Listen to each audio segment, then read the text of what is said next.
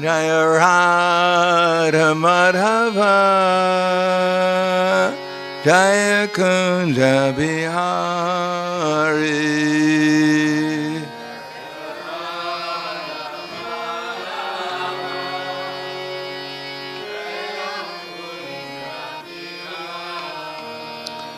Jaya Radha Madhava Jaya Kunja Bihari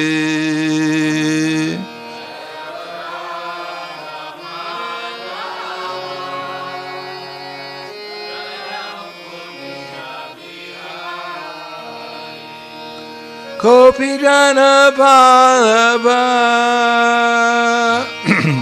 Girivardhari Jaya Girivardhari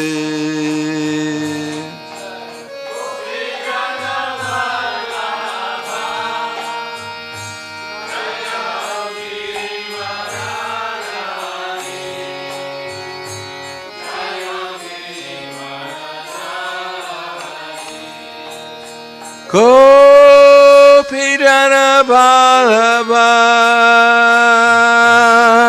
Grivadari Jaya Grivadari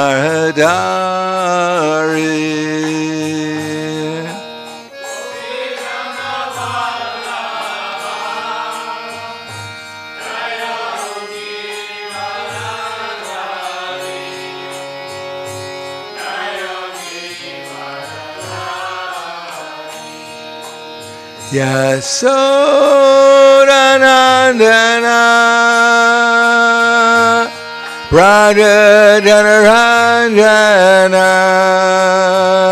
Jaya Brajadhanaranjana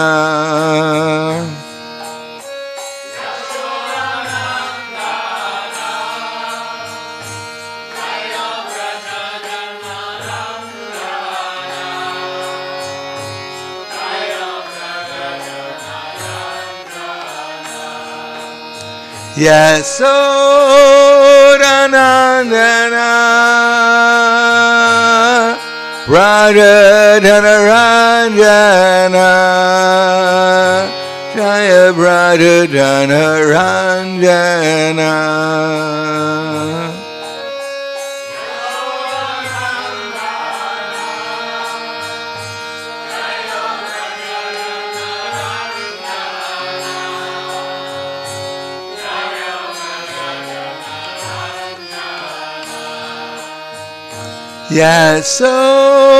Yasodanandana Brajadhanaranjana Jaya Brajadhanaranjana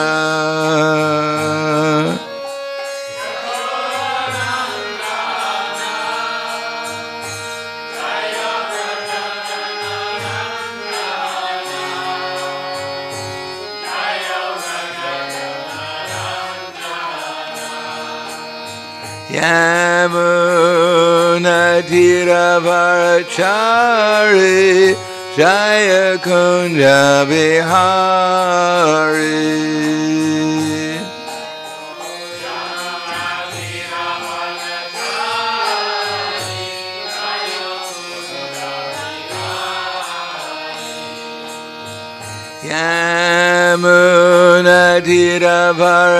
Yamunatiravarachari Jaya Kunja Bihari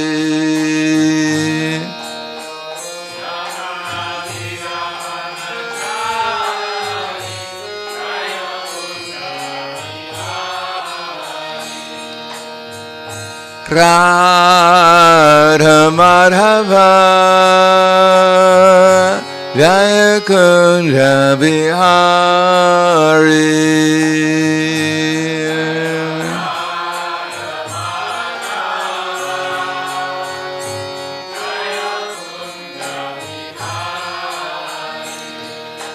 Jaya Radha Madhava Jaya Kunja Bihari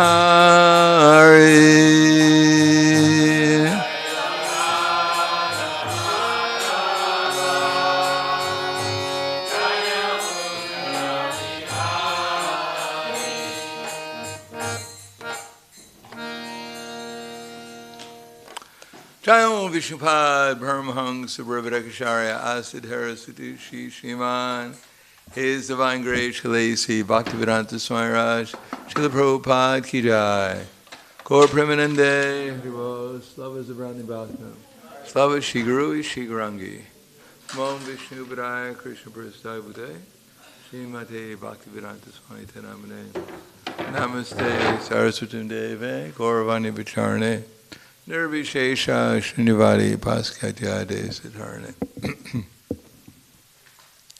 Om Agana Divanandasya Gananjana Salakaya Chaksurum Nilitam Yena Tasmai Shri Gurave Namaha Shri Chaitanya Manobishtam Stapitam Yena Bhutale Swayam Rupa Kadamayam Tadati Swapadantikam Pandeham Shigaro Shiyuta Parakamalam Shigaram Vaishnavam Scha Shirupam Sagrajatam Sahagana Raganatam Vitam Tam Sajivam Sadvaitam Savadutam Vrajana Saitam Krishna Chaitanya Devam Shri Radha Krishna Padan Sahagana Lalita Shri Visakan Svitam Scha Hey Krishna Karna Sindhu Dinabandho Jagatpate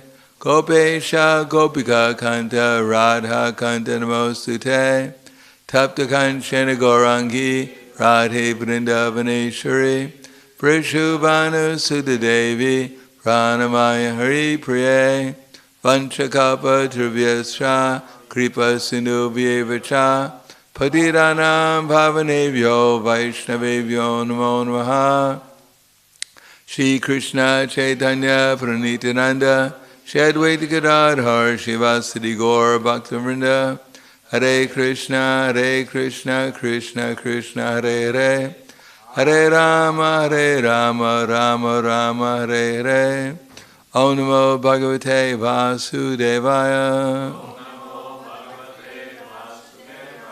Om Namo Bhagavate Vasudevaya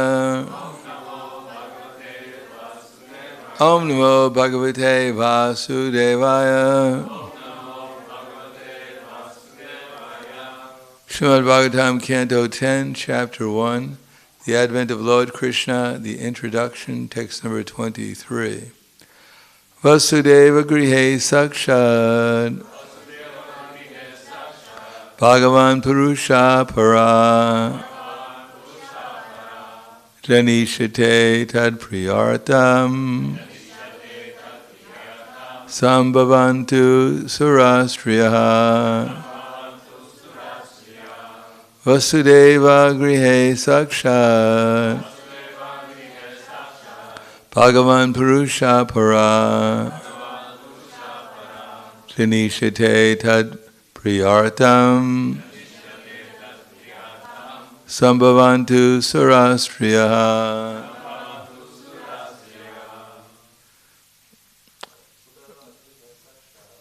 Vasudeva Grihe Sakshat Bhagavan Purusha Para Janishate Tad Priyartam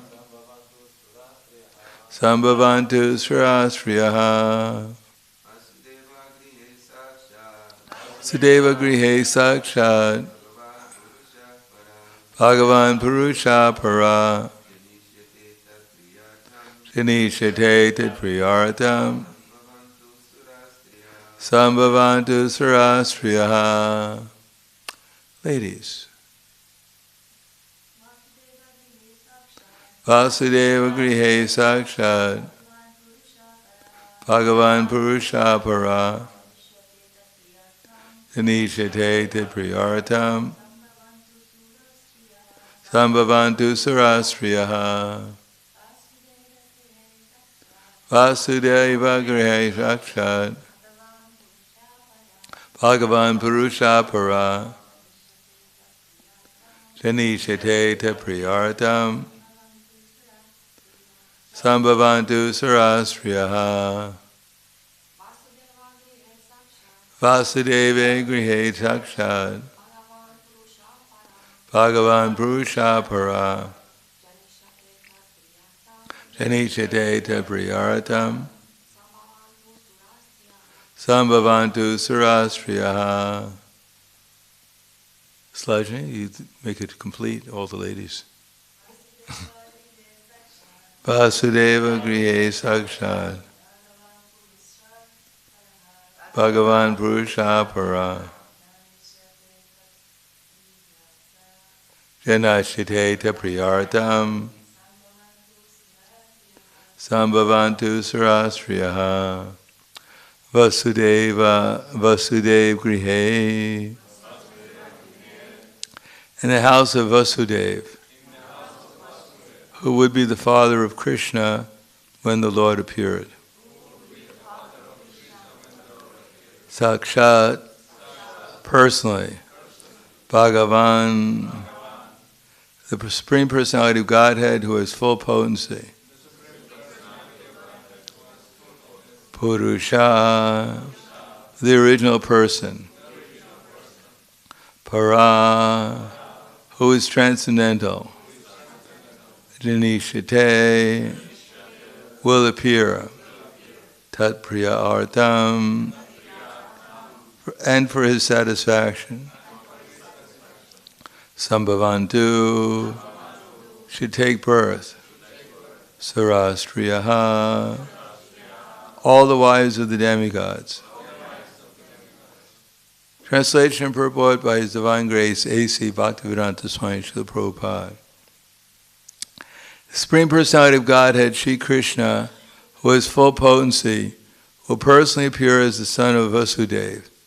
Therefore, all the wives of the demigods should also appear in order to satisfy him. Purport. In the Bhagavad Gita 4:9, the Lord says, Tyaktva deham punarjanma naiti mam eti swarjana. After giving up the material body, the devotee of the Lord returns home back to Godhead. This means that the devotee is first transferred to the particular universe where the Lord at that time is at that time staying to exhibit his pastimes. There are innumerable universes, and the Lord is appearing in one of these universes at every moment. Therefore, his pastimes are called Nitya Lila, eternal pastimes.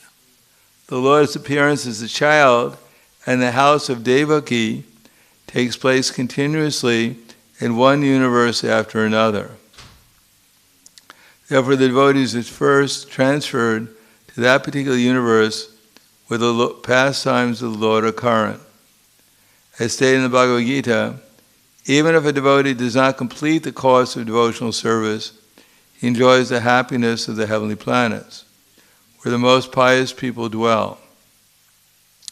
And then takes birth in the house of a Suchi or Srimad, a pious Brahmana or a wealthy Vaishya. Suchinam Shrimatam Gehe Yoga Brashto Vijayate. Thus, a pure devotee, even if unable to execute devotional service completely, is transferred to the upper planetary system where pious people reside. From there, if his devotional service is complete, such a devotee is transferred to the place where the Lord's pastimes are going on. Here it is said, Sambhavantu Sarastriyaha. Sarastri, the women of the heavenly planets, were thus ordered to appear in the Yadu dynasty in Vrindavana to enrich the pastimes of Lord Krishna. These Sarastri, when further trained to live with Krishna, would be transferred to the original Goloka Vrindavan. During Lord Krishna's pastimes within this world, the Sarastri were to appear in different ways, in different families, to give pleasure to the Lord, just so that they would be fully trained before going to the eternal Goloka Vrindavan. With the association of Lord Krishna, either in Dwarkapuri, Mathura, Puri, or Vrindavana, they would certainly return home, back to Godhead. Among the Surastri, the women of the heavenly planets, there are many devotees, such as the mother of the Apendra incarnation of Krishna. It was such devoted women who were called for in this connection. Vasudeva grihe sakshad bhagavan purusha para janishate tad priyartam sambhavantu sarastriyaha.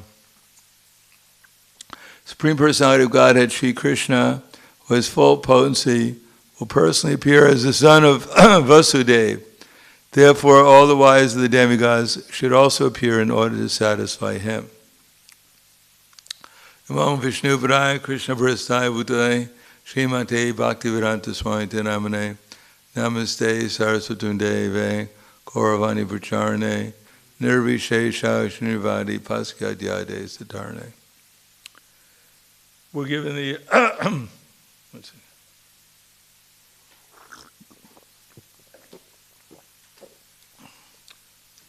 We're given the Srimad Bhagavatam, which has 19,000 verses for this planet. But actually the Bhagavatam in the heavenly planets has millions of verses. But we have a hard time reading the 19. What to speak of we had 1 million or 10 million verses. How long would it take to complete the Bhagavatam? In our lifetime, we wouldn't be able to get through the first canto.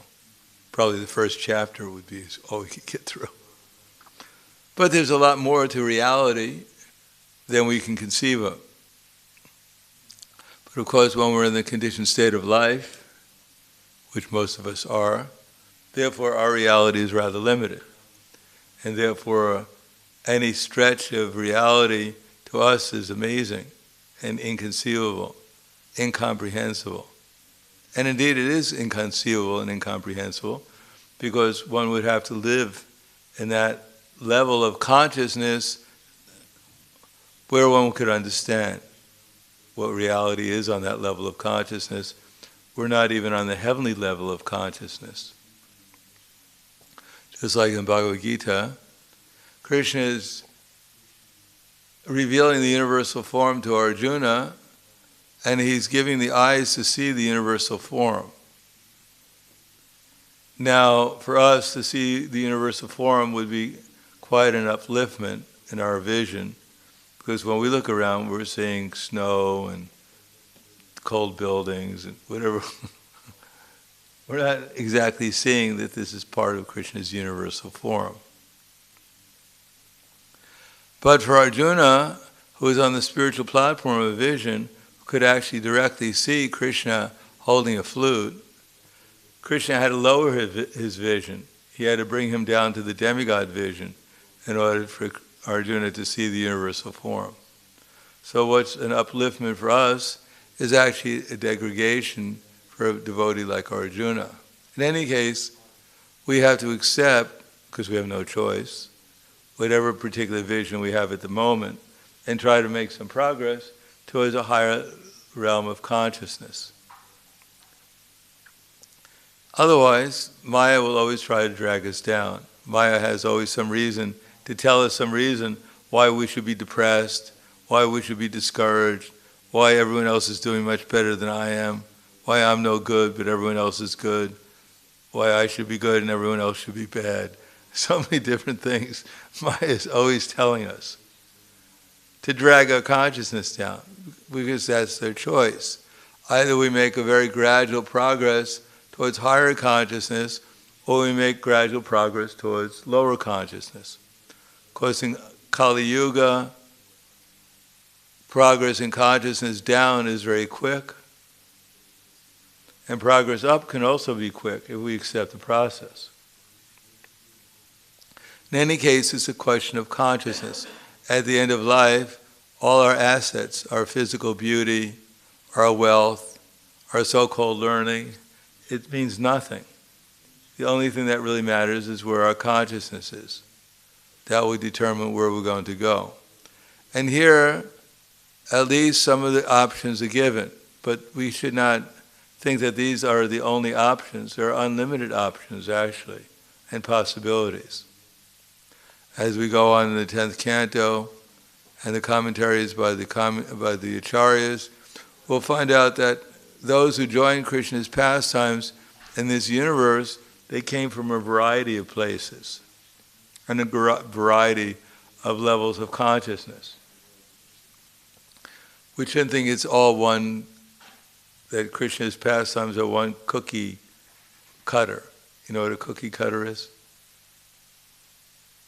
Did you say, do you know what a cookie cutter is? You don't know a cookie. Do you know a sludge? Do you know? Yeah, you have a form like, a star. And you take the cookie cutter and you press it into it and make stars, and then you put the stars, you bake them as cookies. Cookie cutter. So we sometimes think that devotional service is kind of like a cookie cutter. You do this and you get that result, you do this and you get... But actually there's a whole lot of varieties. As we'll find out, for instance, those who joined Krishna's pastimes in his particular universe where he appeared were many varieties. Some of them were Rishi Chari Gopis, Muni Chari Gopis, demigods as mentioned here. And not all of them were even pure devotees. Otherwise, if everyone was a pure devotee, there wouldn't be much variety in the pastimes. If everyone was a pure surrendered devotee, then how did Satyajit get in there? Because Satyajit, he was favored by the sun god, but he wasn't an ordinary person either.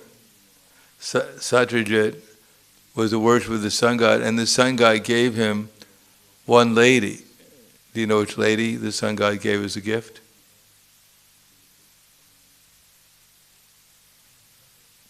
What's that? What was her name before it was Satyabhama?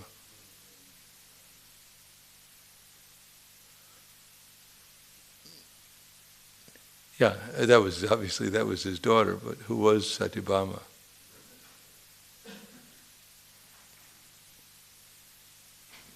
You get a special sweet if you get. Who was Satyabhama in Krishna Lila? Srimati Radharani.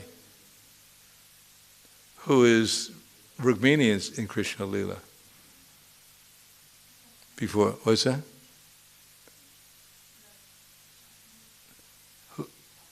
Chandravali or Chandravali. And what is the relation between Srimati Radharani and Chandravali? They're cousin sisters. They're close relatives. In any case, and what else did that? So,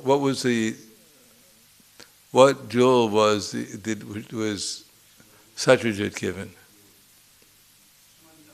Shamantaka. What was that jewel in Krishna's Vrindavan Leela?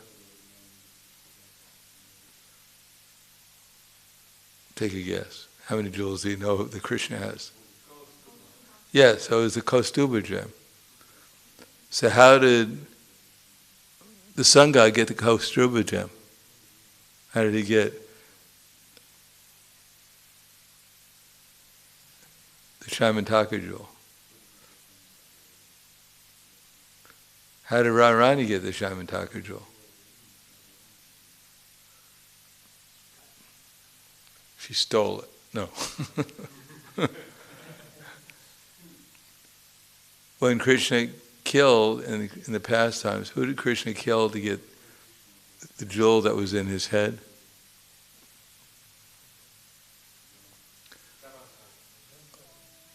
What was that? No, who had a jewel in his turban, who tried to steal the gopis?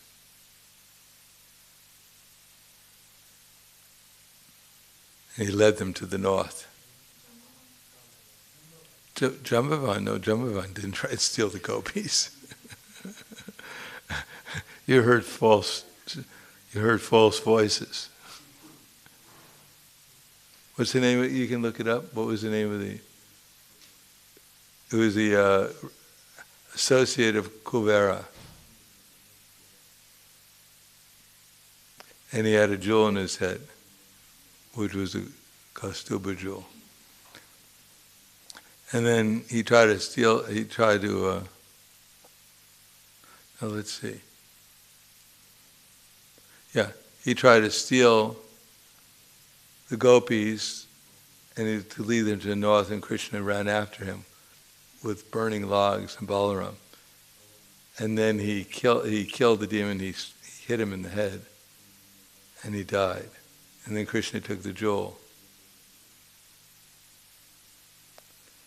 And then he was coming back, and he wanted to give the jewel to Srimati Radharani, but if he did that, then all the other gopis would have been jealous. And so what did he do? He gave the jewel to who? He gave it to Balaram. And then who did Balaram give it to? He gave it to Madhamangal. And then Madhamangal gave it to Srimati Radharani. And that way, Krishna gave the jewel to Srimati Radharani. Did we find out who it is? The associate of Kuvera?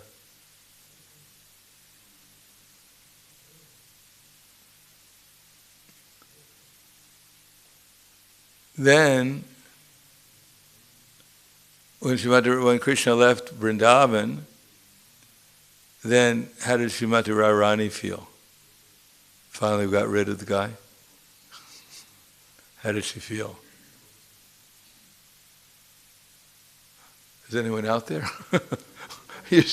You're all still alive.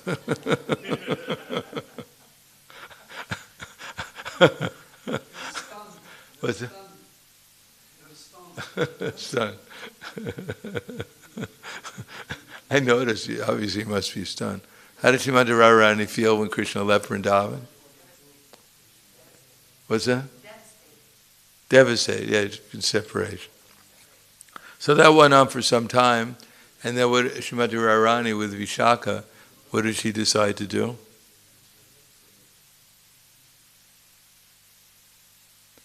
She decided to drown herself in the Jamuna. And she went into the Jamuna, and she had the Kaustuba jewel on, and she tried to drown herself, but what happened? The sun god came and took her to the heavenly planets with a Kaustuba jewel. And then Shatrajit was worshipping the sun god, and he gave Srimati Radharani, and he gave the Kaustuba jewel.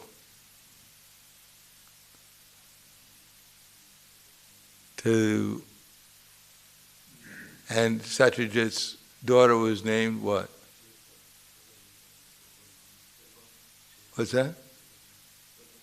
Satyabhama. Yeah. So, in the association of Dwarka, Srimati Radharani took on the mood of Satyabhama.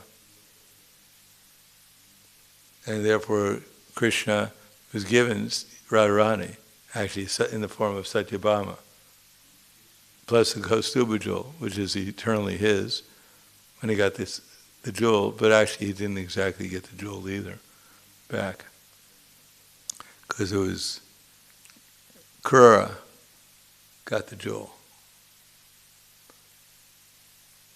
But eventually Krishna will get the jewel back.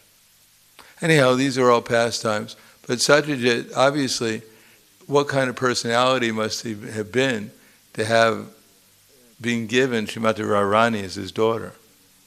Quite an elevated personality, yes. But then he wouldn't give the jewel to Krishna. So what kind of personality doesn't give the jewel to Krishna, but he gets the supreme person, he gets Srimati Radharani as his daughter, plus the Kaustuba jewel. Quite mixed pastime. And what to speak of Satyadanya? Where was Satyadanya? Where did he live? Do you know who Satyadanya was? Does anyone ever read these books? Do you know what books I'm referring to? We should put out just comic books. They have these Krishna comic books. Maybe the devotees would start reading. And if you when I went to Japan, the only time I ever went to Japan, and in Japan, on the subway, you see people have these books that are like this thick, but they're comic books. They have huge comic books there. Who is Satyadanya? Satyadanya? Who did he kill? Take a guess.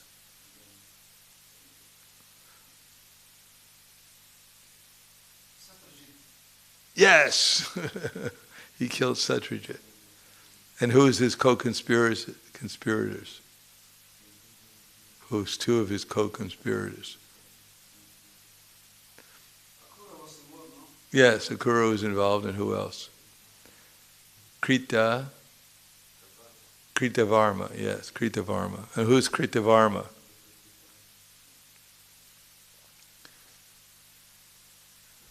Sorry to bring up all these persons. I know we're impersonalists. I don't care about persons. Why is he bringing up names, these persons? He's even asking us what he was doing, how personal. We don't get into personal affairs of people. Who is Kritavarma? He was the devotee of Krishna, but he got involved in the... And who was he associating with? Who was Kritavarma associating with? Kamsa. Because when many of Krishna's relatives became followers of Kamsa, when Krishna was in exile. In any case, so we have Kritavarma, who's a pure devotee of Krishna, associating with Kamsa, and then winding up in a conspiracy to kill Krishna's father-in-law. So they're all living in Dwarka. And then we find out there are even prostitutes in Dwarka. So they're all going back to the spiritual world. Although they're all devotees. And here we find out that the demigods, demigoddesses, here it says all of them. Does that mean all the demigods? There's 32 million demigods, or 34 million demigods, and half of them are probably ladies.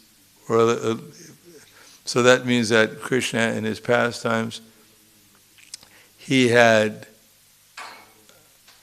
the ladies took birth, all 30, well, it would be 17 million of them took birth on this planet to help Krishna in his pastimes.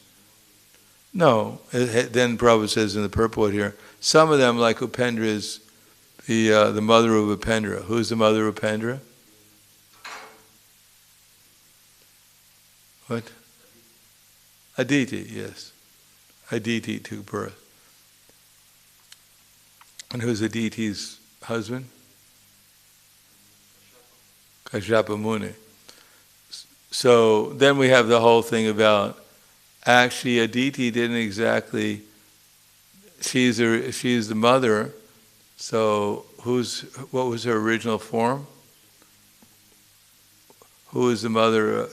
Aditi, Kashyapa, then it was Prishni-garbha, Prishni, and Sutapa, and then we have Jasoda and Nanda Maharaj. So Aditi, the Yasoda, the original Jasoda in Goloka Vrindavan, expands herself in these different forms as the mothers of Krishna. So there's a whole lot of things that are just inconceivable to us, which is probably good. Keep it simple, else we get confused. How is this possible? How is it that someone can be in Goloka Vrindavan and expand themselves as a demigoddess, and through that expansion come down here and be Mother Jasoda? What is this all about? I mean, we get confused if we're in one place. As a matter of fact, if we had to be in two places at the same time, we'd completely bewildered. So these things will only be revealed to us when we're very, very advanced in Krishna consciousness, how these things are possible. But for ourselves, we can understand that many varieties of persons join in these pastimes. And therefore what we're hearing, what we're reading about, is rather simplified for ourselves, because otherwise it would be too confusing. And even when we hear about the Munichari gopis and the Rishi-chari gopis, the demigoddesses and the Nityasiddha gopis, because Srimati Radharani also comes, and so does Lalita and Vishaka, and they all come, and they train up. They're the ones who train up all these different gopis, and some of them, they're only on the stage of bhava. Poor gopi, only on the stage of bhava. So sometimes we can actually be Uttama Adhikari devotees and only be on the stage of bhava, but we still join in Krishna's pastimes. That's the minimum qualification to be on. Because we're not on bhava, well, I don't, maybe there's some exceptions, I don't know. Bhava means that one understands his identity. So if you wind up in Krishna's pastimes and you don't really understand who you are, then how can you act in the pastime? If you think you're a frog in Krishna's Leela, but you don't know that, you don't know you're supposed to be jumping.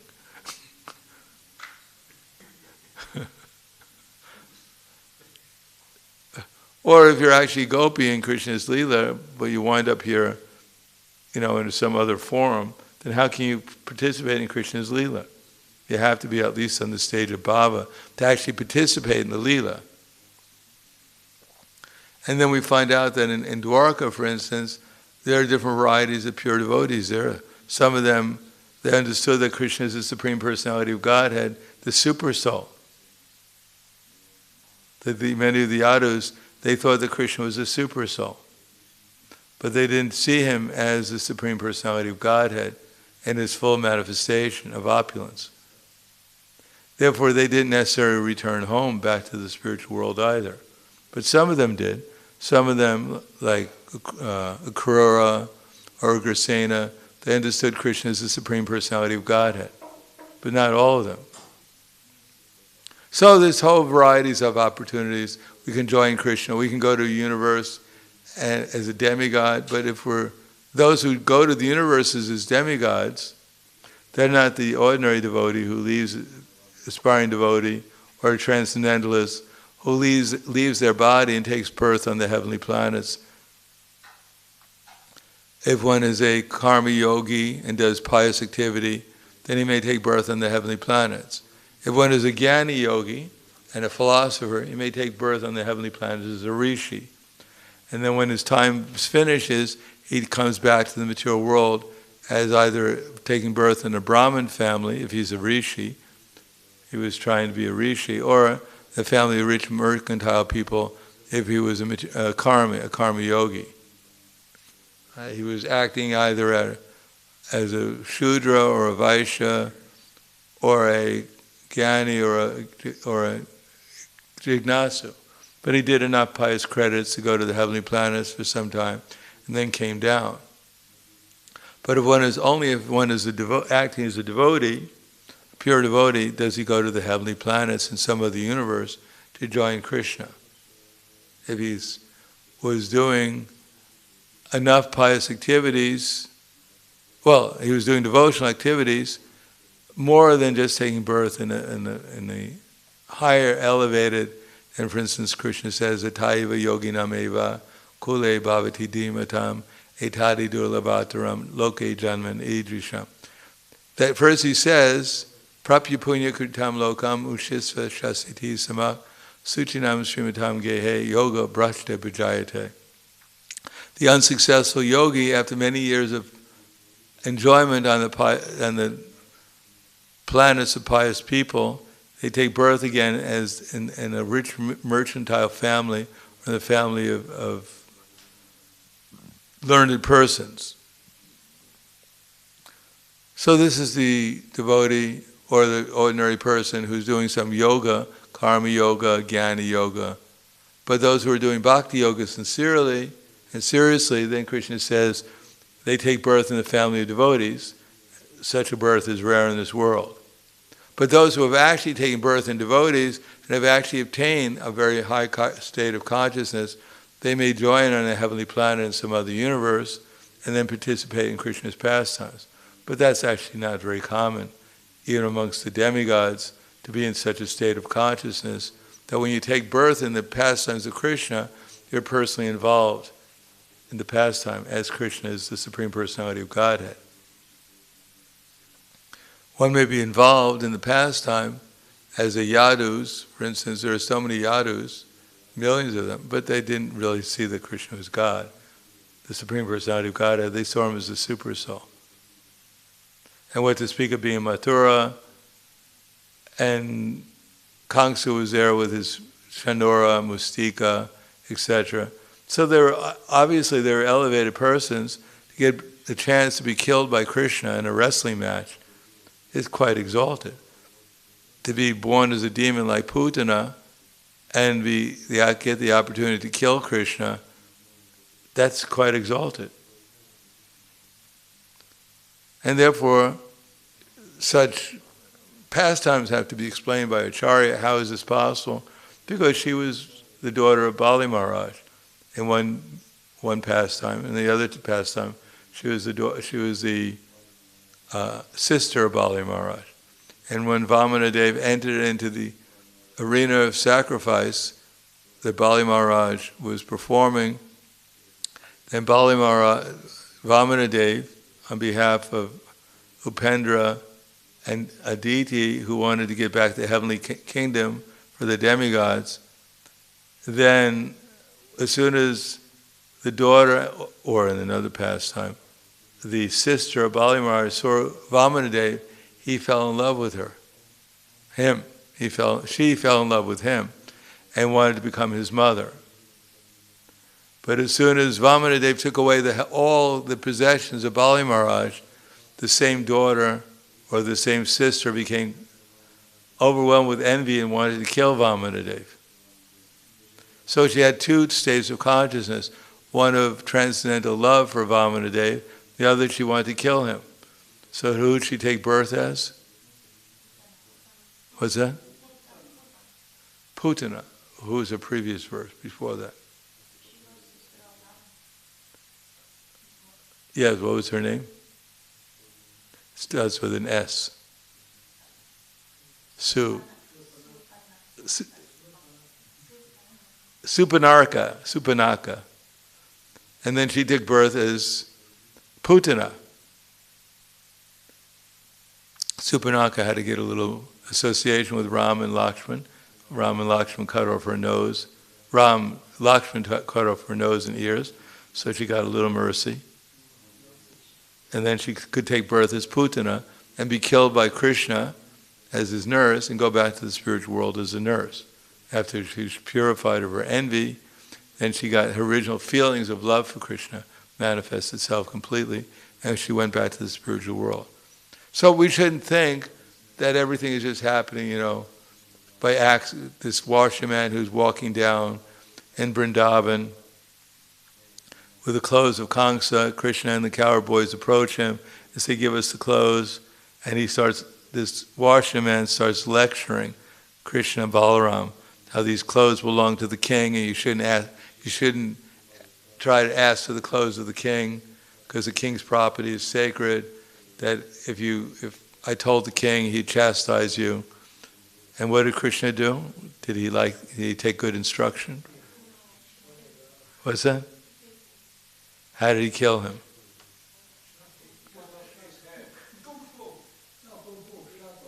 No, he didn't punch him. He took his hand and he cut off his head, used his hand as a sword. I mean, that's kung fu. What's that? Yes, he's the original. Feel the edge of your hand. What can you cut with it? Can cut your finger. Anyhow, Krishna cut off his hand. And he got liberation. I don't know what kind of liberation he got, but obviously he was he must have done something qualified other than just washing clothes. That's not what he got the mercy from. Otherwise, there are so many people washing clothes, but they don't get, and there's so many people who get their head cut off. But still, Krishna's mercy, that he cut off this man's head, he got some special credit. So he must have done something special in his previous lifetimes to get such an opportunity. So this whole class is just to open our minds a little bit. When we read these pastimes, we shouldn't think, either we should think they're fairy tales, or we should get envious. Why is this, Washa man, why did he get his head cut off? Why did Putin go back to the spiritual world? What he deserved. I'm also envious of Krishna. Why don't I go back to the spiritual world? No, we have to be qualified, and part of Krishna's pastime sometimes is to purify us so that our original qualification is fully manifested. So I'll stop there. Think any questions?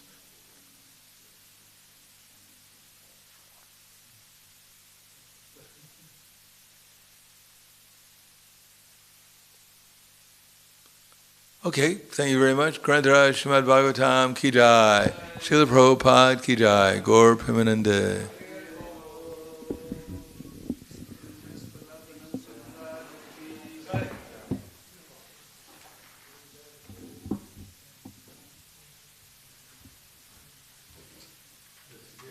Don't forget, if you go back to the spiritual world and you see guy and be guy, make sure you didn't criticize their